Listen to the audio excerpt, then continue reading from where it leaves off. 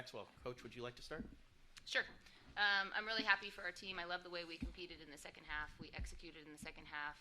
I thought we did a great job on the glass the entire night. There was a lot of shots made, so there wasn't maybe as many rebounds available as there is sometimes, but our team was battling there. We know that that's a real big strength of BYU's, specifically of their best players, are really good rebounders. So I just love the way that we competed. I thought we executed offensively and the defensive game plan for most of the night. Obviously, the end got away from us a little bit, but really happy for these guys and pleased with the way that they stuck together. Played kind of like we do and didn't care who got the credit. We just wanted to make the next right play. Thank you, Coach. Questions, Jeff? Yeah, Lisa, could you talk about the game that Yvonne had for you? Because she seemed like she was kind of all over the place. Yeah, she is kind of all over the place. She's energetic. I think she's just actually doesn't have a lot of holes in her game. So she can score with the best of them. She can score from around the basket. She can score from the perimeter, mid-range, even better than the perimeter. She's a really good defender, and she's about as strong as a player has ever been. So watching her and Gustin battle with each other is one of my favorite things to do because they're playing good basketball, legal. They're strong. They're pushing each other a little bit, but it's nothing. They're playing the game how the game's supposed to be played. And I think Vonnie, she rebounded the ball as well for us.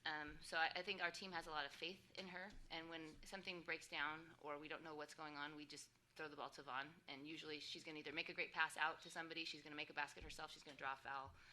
It's just never a bad option. Yvonne, can you talk about, you look like you're fired up to play against Gustin. I know your last game was also against them, and you did pretty well that night too. But what was it like? And also when you got that fairly emphatic block shot against her, that must have felt pretty good, right? Yeah, I feel like it's always fun. I really like playing against players like Lauren Gustin. I feel like it's a real test because she's such a great player. Like, it's a real challenge, and I know, maybe some people would want to just coast through stuff, but really being able to compete with her, it really is energizing to me. So that kind of builds some pride into my defense to want to go after her, want to stop her, want to get the rebounds she usually gets, and stuff like that. So I feel kind of that competitiveness really puts energy into my defense against her. But credits to her, she's such a good player. She rebounds the ball like no other. So I really she's so good for that. But I feel it's so nice to be able to have that person in this season that I can play against. And it's obviously a team game, but you take some pride in the fact that I think she had her season low rebounds. Yeah. You're aware of that, looks like that. I know.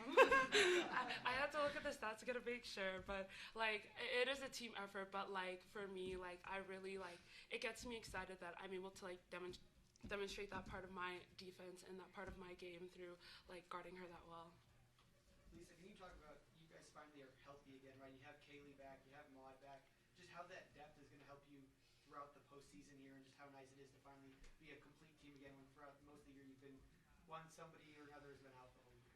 Yeah, I think with the addition of Mount and Kaylee, it just gives us more veterans that can be out there. I think that Kaylee has done everything. Mount hasn't played as many minutes as Lee has for us in late postseason and any regular season games even, but Kaylee's been a starter and a mainstay in our program for all the time that she's been here. And so every game that she's played as a Zag, except for maybe the last two, she's had a huge role. And she played well in those last two, but had a huge role for us. And I think our team, kind of like I mentioned Vonnie, it just gives us a little bit more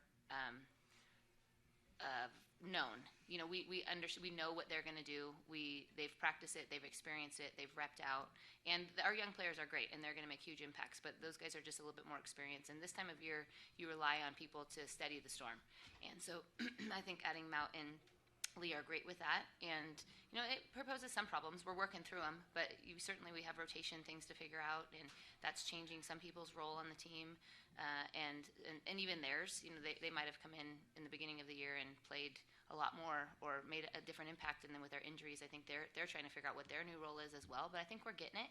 Hopefully today I felt like we were better than we were against BYU and better than we were against San Diego. It was nice that we got Mount for 2 games prior to when we got Kaylee, so we kind of worked her through a little bit already, and I think we're just going to keep getting better at that part. And our team, they're just people that our team feels comfortable with on the floor, and the more people you can have like that, the better off your team is going to be. Lisa, can you talk about the start of the second half? Just all of a sudden I think so. I mean, that was a huge quarter, 27-10. We really wanted to compete. I mean, out of the halftime, that was the last thing I told the team was that we have to compete harder. I mean, we're in a good place. We've done well, but we need to execute better because there were a couple of our sets that we were calling and we're running the wrong thing. We're running it the wrong way. We weren't going to the option that we wanted. And that started the second half. I don't know if it was a 10-0 or 12-0 run, whatever it was. We executed every play how it was supposed to be executed. And if we would have missed one of those shots, then it would have been okay because we executed, but we didn't. So if you execute, the moral of the story is if you execute well, you're going to probably knock down the shots. We've got enough good players, and that's going to be in our benefit. But I loved how we started that half. It was, of course, a pivotal changing point in the game. Jeff? Brenda, despite the fact that you guys broke it open in the second half, you kind of came out 10-2 to start the game. Did you feel like it didn't look like there was really much rust? Yeah. I think just like Coach Lisa said, after halftime, it was just kind of executing play calls and kind of getting everyone on the same page. We all know that playing BYU is always going to be a battle. I mean, we're expecting that first half was what we expected, but we just tightened a few things up and tweaked a few things, and it's just awesome seeing shots go in and players execute and Vaughn going crazy, and it's just really fun. Yeah. Brennan, you talk about the start, like Lisa talked about. You hit a couple of big shots, and then you had 3 of those shots. Talk about the start of the second half. Yeah, I mean, like I said, we were just executing plays. We had about 3 or 4 plays that were kind of bam, bam, bam right off the bat that were everyone kind of set great screens for the right place, right times, and the shots just dropped. And like Coach said too, like it doesn't matter if one might have not gone in, we still were executing in the next play. And I think it also shows our defense. After we scored, we got back and just kind of honed in our defense, made sure that the players weren't getting the shots they wanted to get, and it just kind of set us up for success in the second half. Brennan, can you just talk about your experience, your first WCC tournament? One game's what you thought out there is, you've been playing the Pac-12 your whole career, just come over to the WCC in your first tournament game. Yeah, March is so much fun. It's just like all the season is super fun, but the entire season is. But once you hit March, it's like anyone can beat anyone. It could be the worst team playing the best team in conference, but you don't know what's gonna happen. We've already seen so many upsets, so coming this game, it's just exciting because you don't know what's gonna happen. So we got to be on our game. I think the whole team was just fired up, ready to play. We knew we could play better than we did last time at BYU, and it's just getting started. And I'm really excited for what March is gonna hold.